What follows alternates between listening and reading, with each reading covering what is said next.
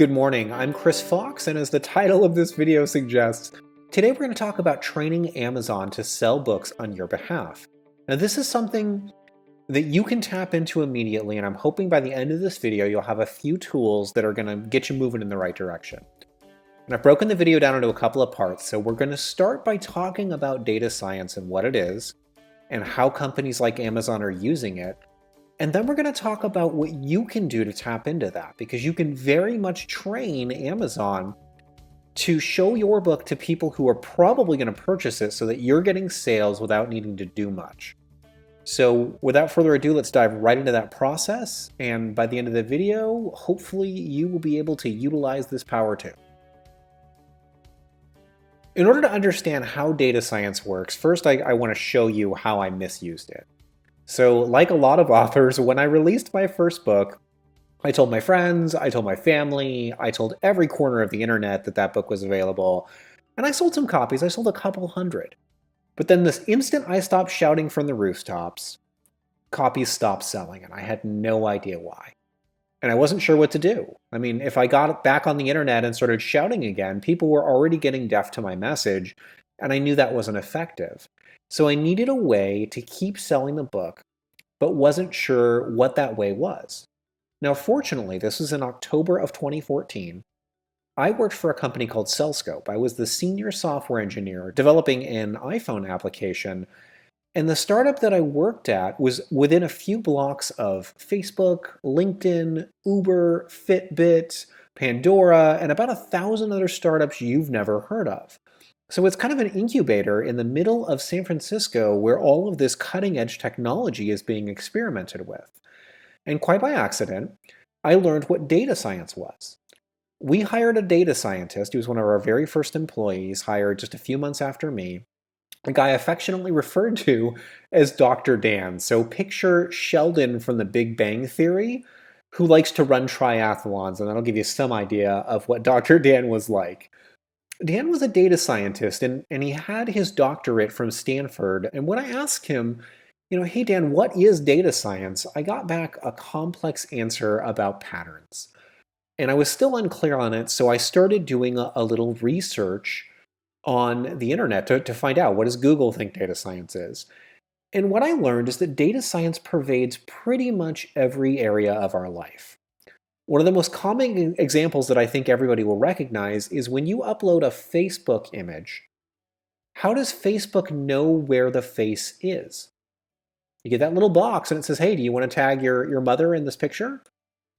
How does it know to draw that box? Well, as it turns out, that's data science. They have created something called a classifier, and that classifier was trained to understand features like nose, eyes, mouth, ears. And when it sees enough of these features, it knows, aha, I've got a face.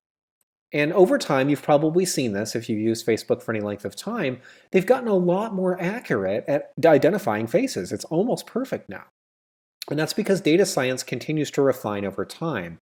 Basically, what they're doing is creating an artificial intelligence whose only job is to learn about what they want the artificial intelligence to learn. In the case of Amazon, Amazon is set up to learn all about who is going to buy a given type of product. And this circles right back around to books and why my book was failing. So when I got on top of those rooftops and I shouted to every person in the world, hey, buy my book, I did sell some books.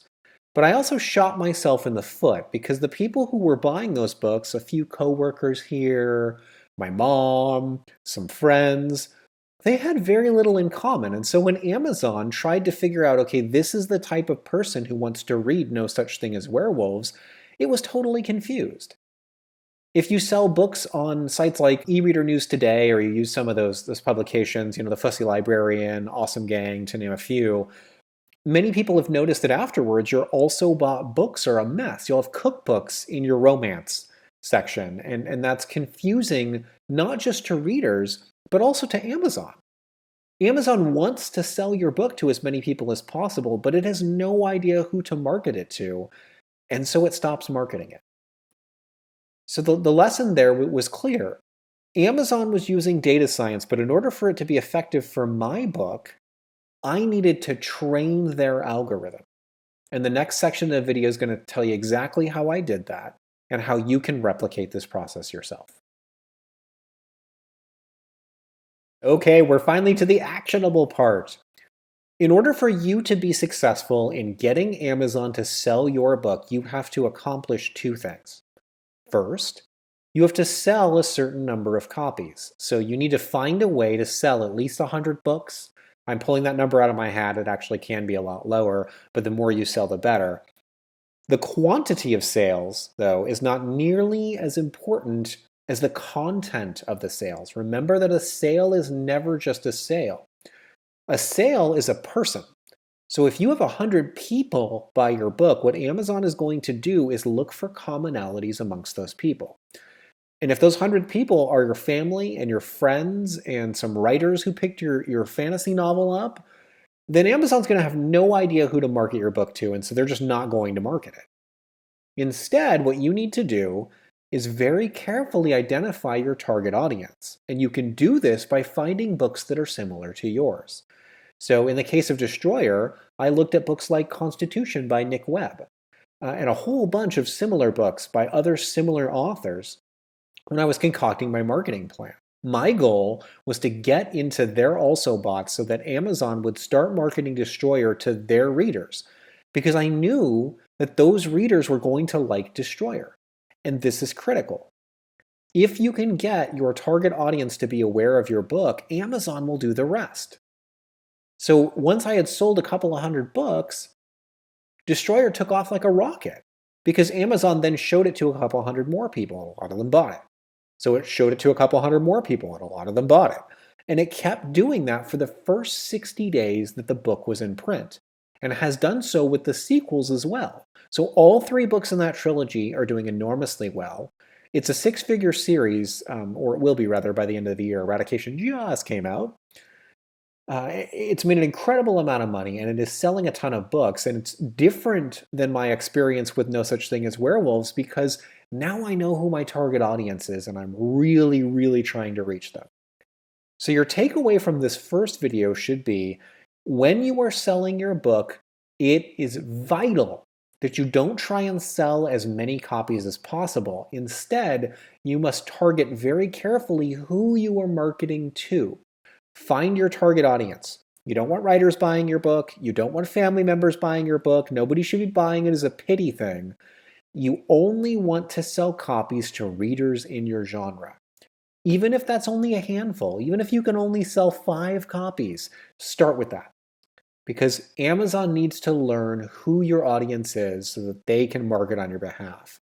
And if you get yourself a big promotion, which muddies up your also bought books, you're going to find that long-term that hurts you more than it helps. So the next video is going to get into some more specific tips on finding your audience and marketing to them. But this first one is just to give you a general idea of how data science can be applied.